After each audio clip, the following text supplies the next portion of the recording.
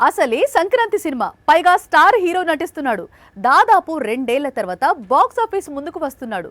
New year fans కోసం కొత్త cinema trailer release చేస్తారు అనుకుంటే ఏకంగా సినిమా పోస్ట్ పోన్ చేశారు. పాపం ఆ స్టార్ హీరో ఫ్యాన్స్ ఇటు న్యూ ఇయర్ ను సెలబ్రేట్ చేసుకోలేకపోయారు, అటు సినిమా పోస్ట్ పోన్ అయిందని బాధపడాల్సి వచ్చింది.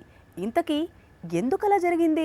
సంక్రాంతి సీజన్ ను తెలుగు సినీ పరిశ్రమ ఎంతైతే ప్రతిష్టాత్మకంగా భావిస్తుందో, తెలుగు హీరోలందరూ ఇదే పండక్కి రావాలని ఏడాది అంతా ఎలా కలలు కంటున్నారో తెలిసిందే. ఇంతకు మించిన కోలాహలం కోలీవుడ్ లో కనిపిస్తోంది. తమిళ సినీ పరిశ్రమకు సంక్రాంతి తర్వాతే ఏ పండగైనా సీజన్ అయినా, అందుకే ప్రతి ఏడాది ఎన్నో పెద్ద సినిమాలు ఈ పండక్కి వస్తుంటాయి. 2 ఏళ్ల క్రితం ఇదే సంక్రాంతి సీజన్ లో విజయ్ కొత్త సినిమా వారీస్ తో పోటీ పడుతూ అజిత్ తునీవు చిత్రాన్ని విడుదల చేశాడు. దాదాపు 2 ఏళ్ల తరువాత సేమ్ సీజన్ లో విడాముయర్చి విడుదల చేస్తానని చెప్పాడు. నిజానికి దీపావళికే రావాల్సిన సినిమా ఇది, కానీ సంక్రాంతికి పోస్ట్ పోన్ అయింది. జనవరి 1న ట్రైలర్ లాంచ్ చేస్తారు అని చిత్ర యూనిట్ చెప్పుకొచ్చింది. మరికొద్ది గంటల్లో ట్రైలర్ వస్తుంది అనుకుంటే సినిమా పోస్ట్ పోన్ అంటూ పోస్టర్ ను రిలీజ్ చేసింది లైకా ప్రొడక్షన్స్. దాంతో అజిత్ ఫ్యాన్స్ హార్ట్ బ్రేక్ అయింది.